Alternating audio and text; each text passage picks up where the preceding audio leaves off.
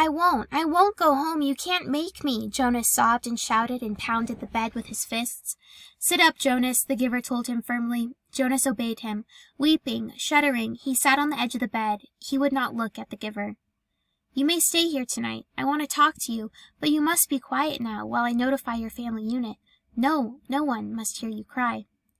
Jonas looked up wildly. No one heard that little twin cry either. No one but my father. He collapsed in sobs again. The giver waited silently. Finally, Jonas was able to quiet himself, and he sat, huddled, his shoulders shaking. The giver went to the wall speaker and clicked the switch to on. Yes, receiver, how may I help you? Notify the new receiver's family unit that he will be staying with me tonight for additional training. I will take care of that, sir. Thank you for your instructions, the voice said. I will take care of that, sir. I will take care of that, sir. Jonas mimicked in a cruel, sarcastic voice. I will do whatever you like, sir. I will kill people, sir. Old people, small newborn people. I'd be happy to kill them, sir. Thank you for your instructions, sir. How may I help you? He couldn't seem to stop. The giver grasped his shoulders firmly. Jonas fell silent and stared at him. Listen to me, Jonas. They can't help it. They know nothing. You said that to me once before. I said it because it's true. It's the way they live. It's the life that was created for them. It's the same life that you would have if you had not been chosen as my successor. But he lied to me, Jonas wept. It's what he was told to do, and knows nothing else. What about you? Do you lie to me too? Jonas almost spat the question at the giver. I'm empowered to lie, but I have never lied to you. Jonas stared at him. Release is always like that? For people who break the rules 3 times? For the old? Do they kill the old too? Yes, it's true. And what about Fiona? She loves the old. She's in training to take care of them. Does she know yet? What will she do when she finds out? How will she feel? Jonas brushed wetness from his face with the back of one hand. Fiona is already being trained in the fine art of release, the giver told him. She's very efficient at her work, your red-haired friend. Feelings are not part of the life she's learned. Jonas wrapped his arms around himself and rocked his own body back and forth. What should I do? I can't go back. I can't. The giver stood up. First, I will order our evening meal. Then we will eat. Jonas found himself using the nasty, sarcastic voice again. Then we'll have a sharing of feelings? The giver gave a rueful, anguished, empty laugh. Jonas, you and I are the only ones who have feelings. We've been sharing them now for almost a year. I'm sorry, giver, Jonas said miserably. I don't mean to be so hateful. Not to you. The giver rubbed Jonas's hunched shoulders. After we eat, he went on, we'll make a plan. Jonas looked up, puzzled. A plan for what? There's nothing. There's nothing we can do. It's always been this way. Before me, before you, before the ones who came before you, back and back and back. His voice trailed the familiar phrase. Jonas, the giver said, after a moment, it's true that it has been this way for what seems forever, but the memories tell us that it's not always been. People felt things once. You and I have been a part of that, so we know. We know that they once felt things like pride and sorrow and love, Jonas added, remembering the family scene that had so affected him. And pain, he thought, again of the soldier. The worst part of holding the memories is not the pain, it's the loneliness of it. Memories need to be shared. I've started to share them with you, Jonas said, trying to cheer him up. That's true, and having you here with me over the past year has made me realize that things must change. For years I felt that they should, but it seems so hopeless. Now, for the first time, I think there might be a way, the giver said slowly, and you brought it to my attention. Barely. He glanced at the clock. 2 hours ago. Jonas watched him and listened. It was late at night now. They had talked and talked and talked. Jonas sat wrapped in a robe belonging to the giver, the long robe that only elders wore. It was possible, what they had planned, barely possible. If it failed, he would very likely be killed. But what did that matter? If he stayed, his life was no longer worth living. Yes, he told the giver. I'll do it. I think I can do it. I'll try anyway, but I want you to come with me. The giver shook his head. Jonas, he said, the community has depended, all these generations, back and back and back, on a resident receiver to hold their memories for them. I've turned over many of them to you in the past year, and I can't take them back. There's no way for me to get them back. if I have given them.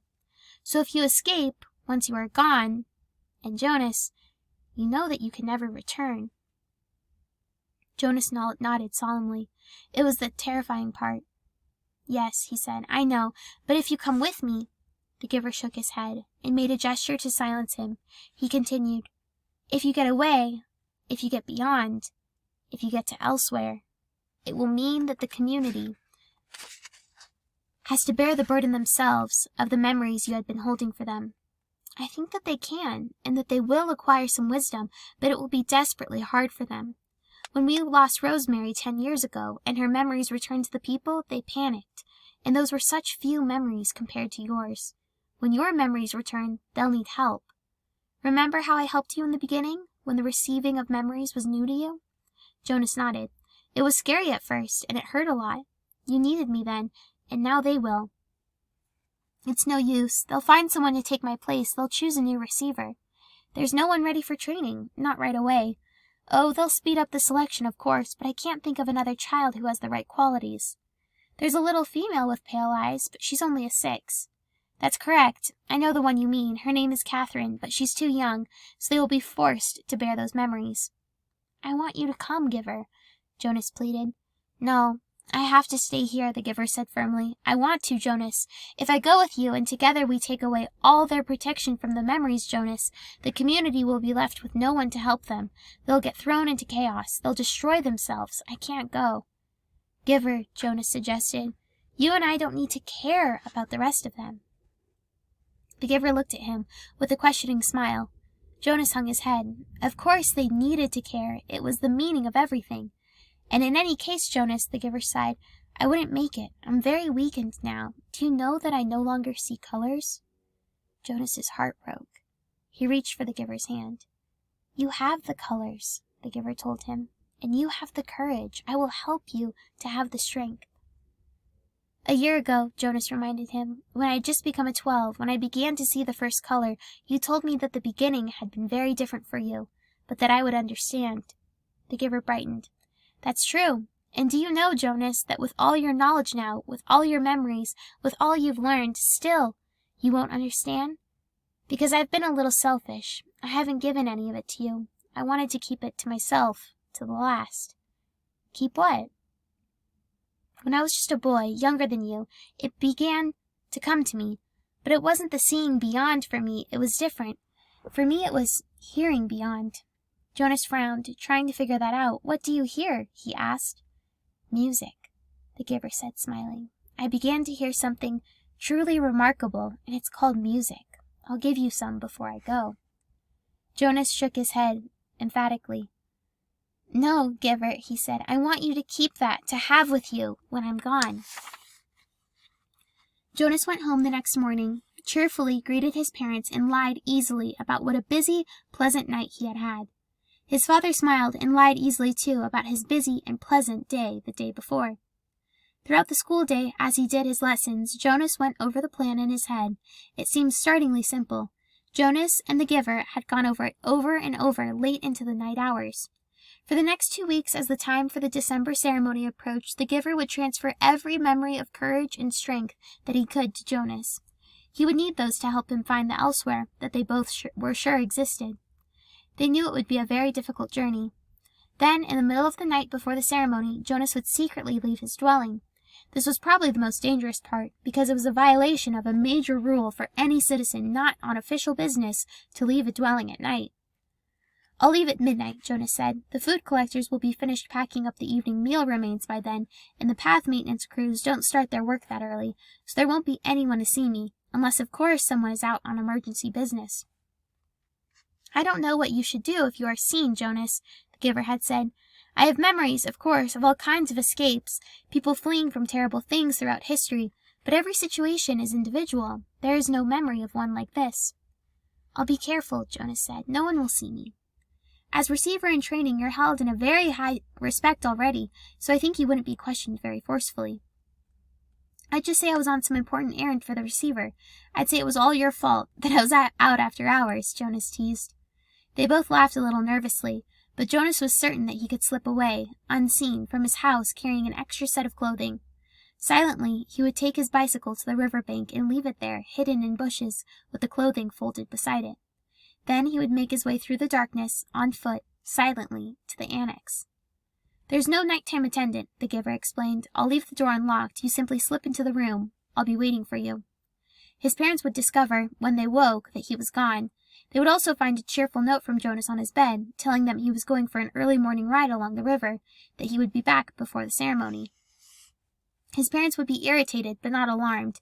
They would think him inconsiderate, and they would plan to chastise him later. They would wait, with mounting anger for him. Finally, they would be forced to go, taking Lily to the ceremony without him. "They won't say anything to anyone, though," Jonas said, quite certain. "They won't call attention to my rudeness, because it would reflect on their parenting. And anyway, everyone is so involved in the ceremony that they probably won't notice that I'm not there. Now that I'm a 12 and in training, I don't have to sit with my age group anymore, so Asher will think I'm with my parents, or with you. And your parents will assume you're with Asher, or with me." Jonas shrugged. "It will take everyone a while to realize that I'm not there at all. And you and I will be long on our way by then." In the early morning, the giver would order a vehicle and driver from the speaker. He visited the other communities frequently, meeting with their elders. His responsibilities extended over all the surrounding areas, so this would not be an unusual undertaking. Ordinarily, the giver did not attend the December ceremony. Last year he had been present because of the occasion of Jonas's selection, in which he was so involved. But his life was usually quite separate from that of the community. No one would comment on his absence, or on the fact that he had chosen this day to be away. When the driver and vehicle arrived, the giver would send the driver on some brief errand. During his absence, the giver would help Jonas hide in the storage area of the vehicle. He would have with him a bundle of food, which the giver would save from his own meals during the next 2 weeks. The ceremony would begin, with all the community there, and by then Jonas and the giver would be on their way. By midday, Jonas's absence would become apparent. It would be a cause for serious concern. The ceremony would not be disrupted. Such a disruption would be unthinkable, but searchers would be sent out in the community. By the time his bicycle and clothing were found, the giver would be returning. Jonas, by then, would be on his own, making his journey elsewhere. The giver, on his return, would find the community in a state of confusion and panic, confronted by a situation which they had never faced before, and having no memories from which to find either solace or wisdom, they would not know what to do and would seek his advice. He would go to the auditorium where the people would be gathered still. He would stride to the stage and command their attention. He would make the solemn announcement that Jonas had been lost in the river. He would immediately begin the ceremony of loss. "Jonas, Jonas," they would say loudly, as they once said the name of Caleb. The giver would lead the chant. Together they would let Jonas's presence in their lives fade away, as they said his name in unison more slowly, softer and softer, until he was disappearing from them, until he was no more than an occasional murmur, and then, by the end of the long day, gone forever, not to be mentioned again. Their attention would turn to the overwhelming task of bearing the memories themselves. The giver would help them. "Yes, I understand that they'll need you," Jonas had said at the end of the lengthy discussion and planning. "But I'll need you too. Please come with me." He knew the answer even as he made the final plea.